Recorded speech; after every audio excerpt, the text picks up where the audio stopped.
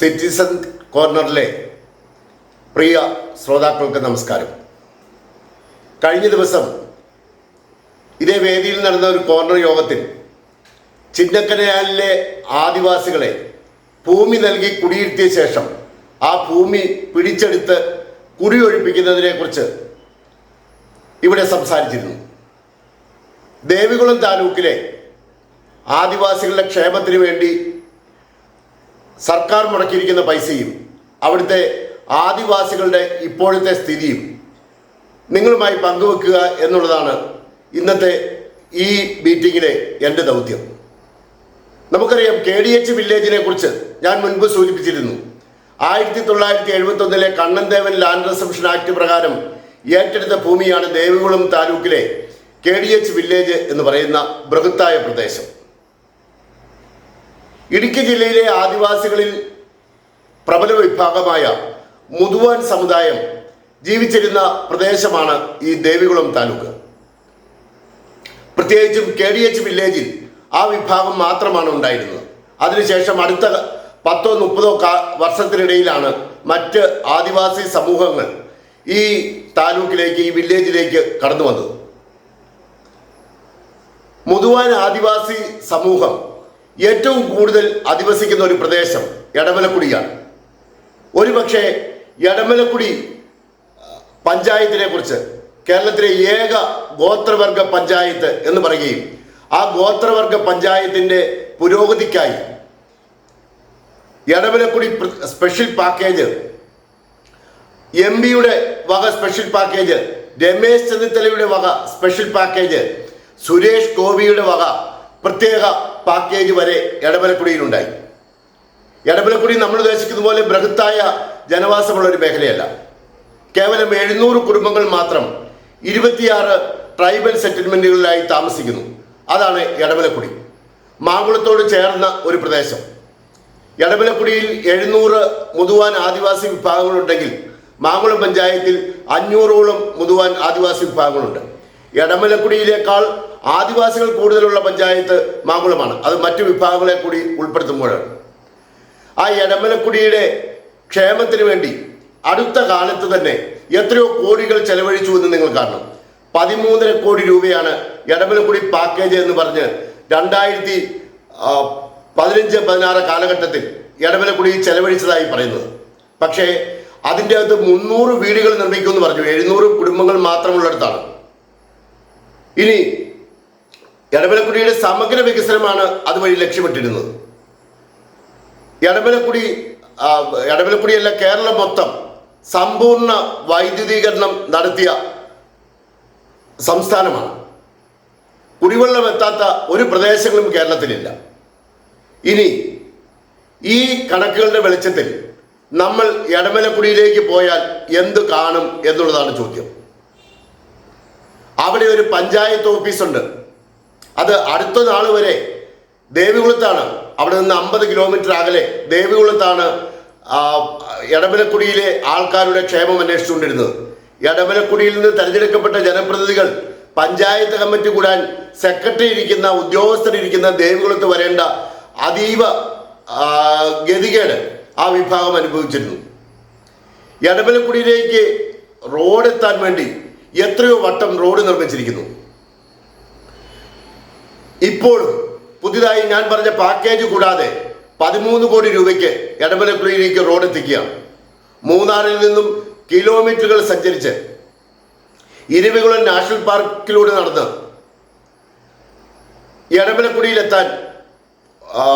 എടമലക്കുടിയിലേക്ക് road നിർമ്മിക്കാൻ വേണ്ടി 13 കോടി രൂപ അനുവദിച്ചിരിക്കുന്നു. 14 കിലോമീറ്റർ ദൂരമാണ് എടമലക്കുടിയിൽ എത്താൻ വേണ്ടത്. എന്നാൽ എടമലക്കുടിക്കാർ നേരത്തെ പുറം ലോകത്തെത്താൻ വേണ്ടി ഉപയോഗിച്ചിരുന്ന റോഡുണ്ട്. അത് മാങ്കുളം ആനക്കുളത്ത് വന്ന് പഴയ ആലുവമ്പുന്ന റോഡാണ്. അവർക്ക് മാങ്കുളം പഞ്ചായത്തുമായി ബന്ധപ്പെടാൻ കേവലം 6 കിലോമീറ്റർ മാത്രമാണ് വേണ്ടത്.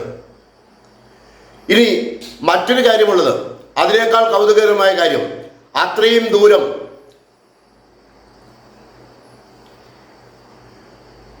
ദൂരം അവർ കിഴക്കോട്ട് സഞ്ചരിച്ചാൽ തമിഴ്നാട്ടിലെത്തും. അവിടെയും എത്താൻ വേണ്ടി 5-6 കിലോമീറ്റർ റോഡ് നിർമ്മിച്ചാൽ മതിയാവും. പക്ഷേ ഇടുക്കി ജില്ലയിലെ പല പ്രദേശങ്ങളും, മാങ്കുളം ഉൾപ്പെടെയുള്ള പ്രദേശങ്ങൾ പോലെ ആ പഞ്ചായത്തിൽ എത്തുന്നതിന് വേണ്ടി കിഴക്കോട്ട് സഞ്ചരിച്ച് പടിഞ്ഞാട്ട് തിരിച്ചു വന്ന് ആ പഞ്ചായത്തിൽ കയറണം എന്നുള്ളത് ഇവിടുത്തെ ഒരു പ്രത്യേകതയാണ്. മാങ്കുളം പഞ്ചായത്തിലെത്താൻ വേണ്ടി ഞങ്ങൾ കിഴക്കോട്ട് മൂന്നാർ വരെ പോയിട്ട് വീണ്ടും പടിഞ്ഞാട്ട് അത്രയും ദൂരം സഞ്ചരിച്ചാണ് മാങ്കുളം പഞ്ചായത്തിൽ കയറുന്നത്. നേരത്തെ മാങ്കുളത്തേക്കുണ്ടായിരുന്ന മലയോര ഹൈവേയും പഴയ ആലുവ മൂന്നാർ റോഡും വനം വകുപ്പ് അടച്ചു വെച്ചതിൻ്റെ പേരിലാണിത്. അതുതന്നെയാണ് മാങ്കുളത്ത് നിന്നും എടവലക്കുടിക്കെത്താൻ 1-1.5 മണിക്കൂർ കാൽനട യാത്ര. അത് വാഹന ഗതാഗതമാണെങ്കിൽ 5-6-7 കിലോമീറ്റർ സഞ്ചരിച്ചു കഴിഞ്ഞാൽ അവിടെ എത്താൻ കഴിയും.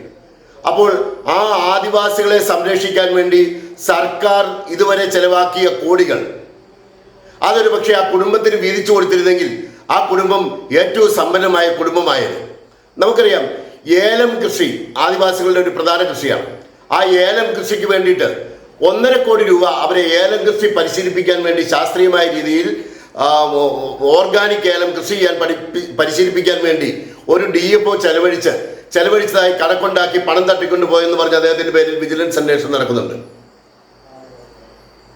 കൗതുകകരമായ കാര്യം, ഏറ്റവും നന്നായി ഓർഗാനിക് ഏലം കൃഷി ചെയ്യുന്നത് എടമലക്കുടിയിലെ ആദിവാസികളാണ്.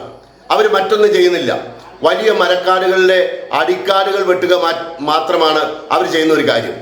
ഏലത്തൈ നടുന്നില്ല, അത് പക്ഷികൾ കാഷ്ടിച്ച് ഏലത്തൈ അവിടെ വളരുകയാണ്. ഏലക്ക തനിയെ ഉണ്ടാവും. ഒരു പക്ഷേ അതിന് നമ്മൾ തോട്ടത്തിൽ കൃഷി ചെയ്യുന്ന ഏലക്കായുടെ അല്ലെങ്കിൽ മരുന്നും മന്ത്രവും ഉപയോഗിക്കുന്ന ഏലക്കായുടെ ഭംഗി ഉണ്ടാവില്ല. പക്ഷേ ആ ഏലത്തരി ഒരെണ്ണം കടിക്കുന്ന ആൾക്കാർക്കറിയാം മറ്റേ ഏലവും എടവലക്കുടിക്കാരുടെ ഏലവും തമ്മിലുള്ള വ്യത്യാസം. അങ്ങനെ പൂർണ്ണമായും ഓർഗാനിക് രീതിയിൽ കൃഷി ചെയ്യുന്ന ഏലം എടവലക്കുടിയിലുണ്ട്. ഏറ്റവും നല്ല മുളകുതറ എന്ന് പറയുന്ന പ്രദേശത്ത് ഒക്കെ കൃഷി ചെയ്യുന്ന കുരുമുളകുണ്ട്. ആ എടമലക്കുടിക്കാർക്ക് വൈദ്യുതി എത്തിക്കാൻ വേണ്ടി ഇപ്പൊ കോടികൾ ചെലവഴിക്കുകയാണ്. എന്താണ്, അണ്ടർലൈൻ കേബിൾ നിർമ്മിച്ച് എടമലക്കുടിയിൽ വൈദ്യുതി എത്തിക്കാനുള്ള ഒരു ശ്രമമാണ് നടത്തുന്നത്. ഞങ്ങളുടെ പഞ്ചായത്തിനോട് ചേർന്നുള്ള അടിമാലി പഞ്ചായത്തിലെ ഏറ്റവും വലിയ ആദിവാസി കോളനിയായ കുറത്തിക്കുടിയിൽ ഇങ്ങനെ വൈദ്യുതി എത്തിക്കാൻ വേണ്ടി 6 വർഷം മുമ്പ് ഒരു ശ്രമം നടത്തിയിരുന്നു. കോടികൾ ചെലവഴിച്ച് അണ്ടർലൈൻ കേബിൾ സ്ഥാപിച്ചു. പക്ഷേ അവർക്ക് മാസത്തിൽ 4 ദിവസം പോലും വൈദ്യുതി കിട്ടുന്ന അവസ്ഥ ഉണ്ടായിരുന്നില്ല. ഇപ്പോൾ KIC ബോർഡ് തന്നെ ആ കേബിൾ മുഴുവൻ കുഴിച്ചെടുത്ത് നശിപ്പിച്ച് പുതിയ ലൈൻ വലിച്ച് വൈദ്യുതി കൊടുക്കുകയാണ്. അത് തന്നെയാണ് എടമലക്കുടിയിൽ സംഭവിക്കാൻ പോകുന്നത്. എടമലക്കുടിയിൽ വൈദ്യുതി എത്തിച്ചു എന്ന് പുറം ലോകത്തെത്തി അറിയിക്കൽ മാത്രമാണ് ആ പദ്ധതിയുടെ ഉദ്ദേശം. ഒരു കാരണവശാലും വളരെ വിദൂരങ്ങളായ സെറ്റിൽമെന്റുകളുള്ള ആ പ്രദേശത്ത് ഈ കേബിളുകളിലൂടെ പോലും വൈദ്യുതി എത്തിക്കാൻ കഴിയില്ല എന്നുള്ളതാണ് വാസ്തവം. അവിടെ മുൻപ് തന്നെ ജനകീയ പോലീസ് സംവിധാനത്തിന്റെ ഭാഗമായി ചെറിയ ഓരോ സെറ്റിൽമെന്റുകളിലും ചെറിയ വൈദ്യുത പദ്ധതികൾ ഉണ്ടാക്കാൻ ഒരു ശ്രമം നടത്തിയിരുന്നു. ഞാൻ പറയുന്നു, എനർജി മാനേജ്മെന്റ് സെന്റർ പോലെയുള്ള സംവിധാനങ്ങൾ ഉപയോഗിച്ച് കഴിഞ്ഞാൽ ഓരോ കുടികളിലും അവിടെ വെള്ളമുണ്ട്, വെള്ളച്ചാട്ടമുണ്ട്. ചെറിയ പദ്ധതികൾ ആരംഭിച്ച് ആ കുടികളിൽ മുഴുവൻ അവിടെ നിന്ന് തന്നെ പ്രവർത്തിപ്പിക്കാവുന്ന സ്റ്റാൻഡ് സ്റ്റിൽ പ്രോജക്റ്റുകൾ ഉണ്ടാക്കി അവർക്ക് വൈദ്യുതി എത്തിക്കാൻ കഴിയുമായിരുന്നു. പക്ഷേ KIC ബോർഡ് നടത്തുന്ന ഈ പരിപാടി ഒരു വലിയ ദുർച്ചലവാണ്. അവർക്ക് വൈദ്യുതി മുടക്കം കൂടാതെ കിട്ടുന്ന ഒരു സംവിധാനം ഉണ്ടാകില്ല എന്നുള്ളത് വസ്തുതയാണ്. റോഡിന്റെയും വൈദ്യുതിയുടെയും കാര്യം കഴിഞ്ഞു. എടമലക്കുടിയിൽ പ്രാഥമിക ആരോഗ്യ കേന്ദ്രമുണ്ട്, പക്ഷേ ഡോക്ടറോ മറ്റാരുമോ ഇല്ല. നമുക്ക് കെട്ടിടങ്ങളും അതിനോടനുബന്ധിച്ചുള്ള അനുബന്ധ സൗകര്യങ്ങളിലുമാണ് താല്പര്യം. ആദിവാസികൾക്ക് ചികിത്സ നൽകുന്നതിന്, അവിടുത്തെ സ്ത്രീകൾക്ക് പ്രസവിക്കാൻ പോലുമുള്ള സൗകര്യം ഉണ്ടാക്കുന്നതിന് ഈ കാലഘട്ടത്തിൽ ഒന്നും കഴിഞ്ഞിട്ടില്ല. വികസനത്തിന്റെ പേരിൽ ഏറ്റവും അധികം വഞ്ചിക്കപ്പെട്ടിരിക്കുന്ന ആൾക്കാരാണ് എടമലക്കുടിയിലെ ആദിവാസികൾ. അതോടൊപ്പം തന്നെ മാങ്കുളത്ത് ഞാൻ പറഞ്ഞു 500 കുടുംബങ്ങൾ മുതുവാൻ സമുദായത്തിൽപ്പെട്ടവരുണ്ട്. ഇവരെങ്ങനെയാണ് ഈ മലകളിൽ എത്തിപ്പെട്ടത് എന്നുള്ളത് ഒരു കാര്യമാണ്. മാങ്കുളത്ത് ഉള്ള 3-4 മുതുവാൻ ആദിവാസി കോളനികൾ അവര് മൂന്നാറിലും കുഞ്ചിത്തണ്ണി പ്രദേശത്തുമുള്ള 2-ാം മൈലിലും ഒക്കെ താമസിച്ചിരുന്ന ആൾക്കാരാണ്. അവരെ കണ്ണൻദേവൻ ഹിൽ പ്രൊഡ്യൂസ് കമ്പനി അവരുടെ അതിർത്തികൾ കാക്കുന്നതിന് വേണ്ടി മാങ്കുളത്തും എടമലക്കുടിയുടെ ഭാഗങ്ങളിലും കൊണ്ടുവന്ന് കുടിയിരുത്തിയവരാണ്. 1960 കാലഘട്ടത്തിൽ അവർക്ക് കൃത്യമായി സ്ഥലങ്ങൾ അളന്നു തിരിച്ചു നൽകിയിരുന്നു. കമ്പനിയുടെ സ്ഥലത്തിൽ നിന്ന് ഇവർക്ക് ട്രൈബൽ വിഭാഗങ്ങൾക്ക് താമസിക്കാനും കൃഷി ചെയ്യാനുമുള്ള സ്ഥലങ്ങൾ നൽകിയിരുന്നു. അവർ കൃഷി ചെയ്യുന്നതിന് ഒരു പ്രത്യേക രീതി ഉണ്ടായിരുന്നു. 1991 ഞാൻ എടമലക്കുടിയിൽ പോകുമ്പോൾ അവിടെ കണ്ട ഒരു കാഴ്ച, അവർക്ക് വിരിപ്പ് കൃഷി എന്ന് പറഞ്ഞൊരു കൃഷിയുണ്ട്. വലിയ മരങ്ങളില്ലാത്ത ഈറ്റക്കാടുകൾ ഉള്ള സ്ഥലം, അവിടെ തെളിച്ച് അവർ കൃഷി ചെയ്യും. അവിടെ നെല്ല് മാത്രമല്ല, റാഗിയും തെനയും വെരുകും, അതിനോടൊപ്പം മത്തയും കുമ്പളവും എല്ലാം കൂടിയ ഒരു കൃഷി. ഒരു വർഷത്തേക്കുള്ള കൃഷി ചെയ്ത സാധനങ്ങൾ അവർ ഉൽപ്പാദിപ്പിച്ച് സൂക്ഷിക്കും. ഏറ്റവും സമൃദ്ധമായിരുന്നു അവരുടെ ഭക്ഷണ രീതികൾ. പക്ഷേ നമ്മൾ കൃഷി നിയന്ത്രിച്ചു, സൗജന്യ റേഷൻ നൽകി അവരെ കൃഷി ചെയ്യാൻ കഴിയാത്തവരാക്കി മാറ്റി. നമ്മുടെ സംസ്കാരം അവരിൽ അടിച്ചേൽപ്പിക്കുന്നതാണ് വികസനം എന്ന ചിന്തയാണ് ആ ആദിവാസി വിഭാഗങ്ങളെ ഇപ്പോഴത്തെ വലിയ പ്രതിസന്ധിയിലെത്തിയിരിക്കുന്നത്. ഞാൻ പറഞ്ഞു വന്ന ഒരു കാര്യം, അവർ കുടിയിരുത്ത സ്ഥലം ടാറ്റ കമ്പനിയുടേതാണ്. അത് 1971 കണ്ണൻദേവൻ ലാൻഡ് റിസംഷൻ ആക്ട് എന്ന നിയമസഭ പാസാക്കിയ നിയമം വഴി ഏറ്റെടുത്തു. ആ ഏറ്റെടുത്തപ്പോൾ കുറെ ഭൂമി ഏറ്റെടുക്കാൻ കഴിഞ്ഞില്ല. തലയാർ എസ്റ്റേറ്റും ദേവികുളത്തെ മലയാളം പ്ലാന്റേഷനും മാങ്കുളത്തെ റബ്ബർ എസ്റ്റേറ്റും മൂന്നാർ ടൗണിലെ CSE പള്ളിയുടെ ഭൂമിയുമൊക്കെ അന്യാധീനപ്പെട്ട ഭൂമി എന്ന വിഭാഗത്തിൽപ്പെടുത്തി ആ ഭൂമിയിൽ അവിടെ അവകാശം അവർക്ക് സ്ഥാപിച്ചു നൽകി.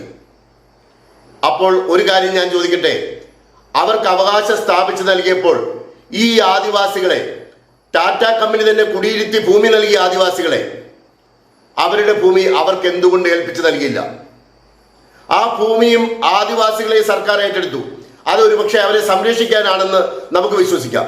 ആ ഏറ്റെടുത്ത ഭൂമിയിൽ അവരെ സംരക്ഷിക്കുന്നുണ്ടോ എന്നുള്ളതിന് ഒരു കാര്യമാണ് ഞാൻ പറഞ്ഞത്. മാങ്കുളത്തെ ഭൂമിയെക്കുറിച്ച് പറയാം.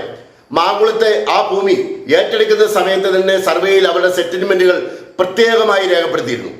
പക്ഷേ ഏറ്റെടുത്ത ശേഷം ഭൂമി വിതരണം ചെയ്യാൻ അളന്ന് തിരിച്ചപ്പോൾ ആ ഭൂമിയിൽ അവർക്ക് അവകാശം നൽകിയില്ല.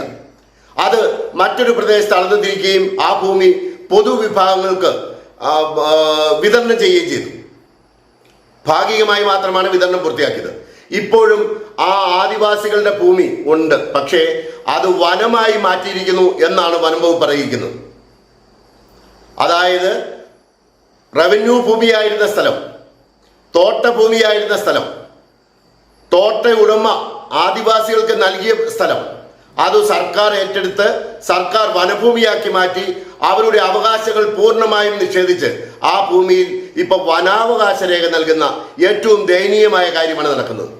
ആദിവാസി എന്ന് പറഞ്ഞാൽ വനവാസി ആയിരിക്കണം എന്ന് ആർക്കൊക്കെയോ നിർബന്ധമുള്ളതുപോലെ ആദിവാസിക്ക് വനാവകാശ രേഖയല്ലാതെ പട്ടയമോ മറ്റു ഭൂമിയുടെ അവകാശ രേഖകളോ ലഭിക്കരുത് എന്ന് ആർക്കൊക്കെയോ പിടിവാശിയുള്ളതുപോലെ ഇതാണ് നമ്മുടെ പ്രദേശത്ത് നടന്നു വരുന്ന കാര്യം. ഈ കാര്യങ്ങൾക്ക് ഇതിന് ഇടയാക്കിയ ഒരു സംവിധാനം നമ്മുടെ വനം വകുപ്പും റവന്യൂ വകുപ്പും കൃഷി വകുപ്പും ഭരിച്ചിരുന്ന ഒരു പാർട്ടി, അതിൻ്റെ മന്ത്രിമാരാണ് ഈ കാര്യങ്ങൾക്ക് നേതൃത്വം നൽകിയത്. ഇത് തന്നെയാണ് ചിന്നക്കനാലിലും മാങ്കുളത്തും ദേവികുളം താലൂക്കിലെ പഞ്ചായത്തുകളിലും ഉണ്ടായത്. അപ്പോൾ അത്തരം പ്രവൃത്തി, മനുഷ്യത്വ വിരുദ്ധമായ അവകാശങ്ങൾ നിഷേധിക്കുന്ന, ആദിവാസികളെ മനുഷ്യരായി കാണാൻ കഴിയാത്ത ഒരു പാർട്ടിക്ക് അല്ലെങ്കിൽ ഒരു പ്രസ്ഥാനത്തിന് എങ്ങനെ ഈ രാജ്യത്ത്, ജനാധിപത്യ രാജ്യത്ത് പ്രവർത്തിക്കാൻ കഴിയും എന്ന ചിന്തയാണ് ഇന്ന് ഞാൻ നിങ്ങൾക്ക് മുന്നിൽ വെക്കുന്നത്. നമസ്കാരം.